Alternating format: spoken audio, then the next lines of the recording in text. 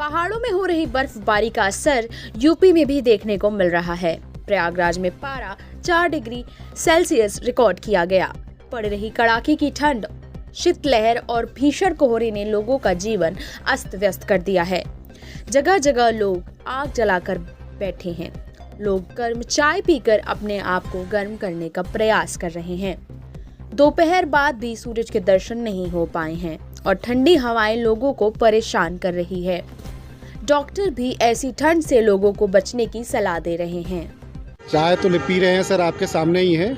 और ठंड है, पिछले 4-5 दिन से लगातार जो है बहुत तेज़ी से ठंड है। बच्चों को भी तकलीफ़ हो रही है और किसी तरह मैनेज किया जा रहा है इसी ठंड में। हम लोग भी जगह जगह रुक के चाय पी रहे हैं। अब जगह यह है कि चाहे जॉब करनी है, बाहर करनी है, दौड़ना है, भागना है, तो भाई चाय से गर्मी लिया जा रहा है।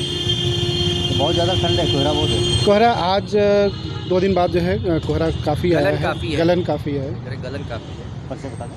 चंद्रधर द्विवेदी। वहीं प्रयागराज जंक्शन पर ट्रेन यात्री कोहरे के कारण लेट हो रही ट्रेनों को लेकर काफी परेशान हैं। कई ट्रेन 8 से 11 घंटे लेट चल रही हैं।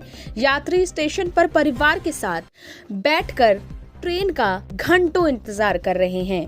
प्रयागराज में कई ट्रेन कोहरे के कारण रद्द की गई हैं और कई ट्रेनों के फेरे कम किए गए हैं। कोहरे कारण करीबन 7.5 घंटे लेट है ट्रेन और मैं पीछे 1.5-2 घंटे से मैं यहाँ पे खड़ा हूँ और कोई अनाउंसमेंट वगैरह भी नहीं हो रही है। कोहरा बहुत है। कितनी परेशानी हो रही है, समय से नहीं पहुँच पाएंगे? अब समय से क्या मतलब है कि तो अब तक तो हम लोगों को दिल्ली पहुँच जाना चाहिए था। ये टाइमिंग दिल्ली की है। अब अभी तक तो हम यहीं खड़े हैं, ट्रेन ही नहीं, कोई अनाउंसमेंट नहीं है फिलहाल। अस्पताल में बुजुर्ग और बच्चों के भर्ती होने का सिलसिला बढ़ा है। डॉक्टर राजीव सिंह के मुताबिक ज्यादातर मरीज कोल्ड स्ट्रोक या हार्ट अटैक के कारण भर्ती हो रहे हैं। ऐसे में लोग अपने आप को ठंड से बचा कर रखें और पूरे शरीर को ढक कर निकलें और गर्म चीजें लेते रहें। देखिए, इस ठंड में जो सबसे ज़्यादा जो नुकसान होता है वो उन मरीजों का होता है जो पहले से ब्लड प्रेशर या शुगर से पीड़ित हैं या सांस के मरीज हैं, और अगर उनकी उम्र ज़्यादा है, स्पेशली बुजुर्ग लोग सबसे ज़्यादा पीड़ित होते हैं। जो एकाएक इस समय जो हॉस्पिटल में मरीजों की संख्या बढ़ी है वो दिल हार्ट अटैक के मरीज बहुत आ रहे हैं और ब्रेन स्ट्रोक के मरीज बहुत आ रहे हैं। बहुत से बुजुर्ग पता चला कि वो रात में सो रहे हैं और सुबह उठे तो उनका आधा अंग या एक तरफ का उनका बॉडी वो फालिस मारा हुआ आ रहा है, जिसे हम लोग ब्रेन स्ट्रोक कहते हैं।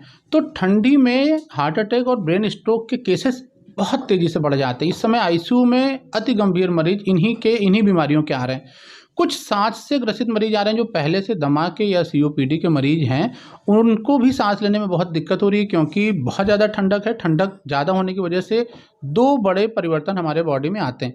पहला तो सबसे ज़्यादा कि हमारी जो खून की नसें हैं वो पतली हो जाती हैं, सिकुड़ जाती हैं, जिसको कि वैसोकॉन्स्ट्रिक्शन कहते हैं। दूसरा, ठंड होने की वजह से हमारी सांस की नलियाँ भी सिकुड़ती हैं, जिसकी वजह से तेज़ी से दमा या सांस के मरीजों की संख्या बढ़ जाती है, उन्हें सांस लेने में दिक्कत होने लगती है।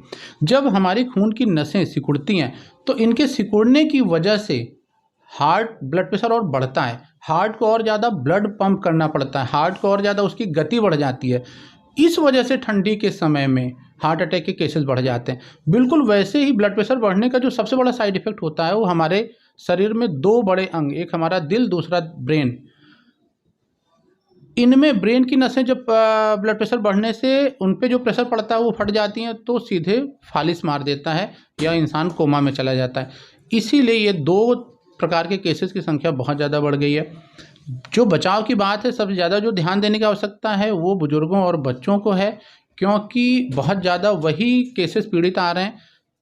सबसे महत्वपूर्ण चीज़ है कि पूरे शरीर को कपड़ों से लेयर में, परतों में, जैसे कि एक के ऊपर एक कपड़ा पहन रहे हैं तो उस तरह के कपड़े पहने, कम से कम 3 से 4 परतों में कपड़े पहने।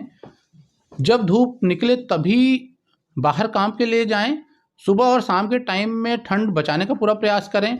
कान और सर से सबसे ज़्यादा एनर्जी लॉस होती है, इन जगहों को कवर करके रखने का प्रयास करें, मफलर बांध के रखने का प्रयास करें और जितना हो सके वो गुनगुना पदार्थ या गुनगुना पानी ही पिएं, जिससे कि आपके शरीर का टेम्परेचर मेंटेन रहे और उसके साथ साथ हमारा ठंड भी लगने से बचें। उन लोगों को बहुत ज़्यादा ध्यान देने की ज़रूरत है जो लोग किसी न किसी बीमारी से पीड़ित हैं। अगर ब्लड प्रेशर और शुगर से पीड़ित हैं तो अपना नियमित जांच कराएं। जांच करा के अपने ब्लड प्रेशर को, शुगर को, सांस की प्रॉब्लम को कंट्रोल रखें, नियमित दवाइयाँ खाएं, जिससे ये ठंड का प्रकोप उन पर ना पड़ने पाए। इन दिनों प्रयागराज में पड़ रही भीषण ठंड के साथ शीतलहर चल रही है। कोहरे के कारण सूरज के दर्शन नहीं हो पा रहे हैं। वहीं लोग इस ठंड से बचने के लिए जगह जगह रुककर कहीं आग जलाकर हाथ सेक रहे हैं, कहीं गर्म चाय पीकर अपने आप को गर्म रखने का प्रयास कर रहे हैं। मौसम विभाग की माने तो अभी इस हाड़ कपा देने वाली ठंड से लोगों को राहत नहीं मिलने वाली है।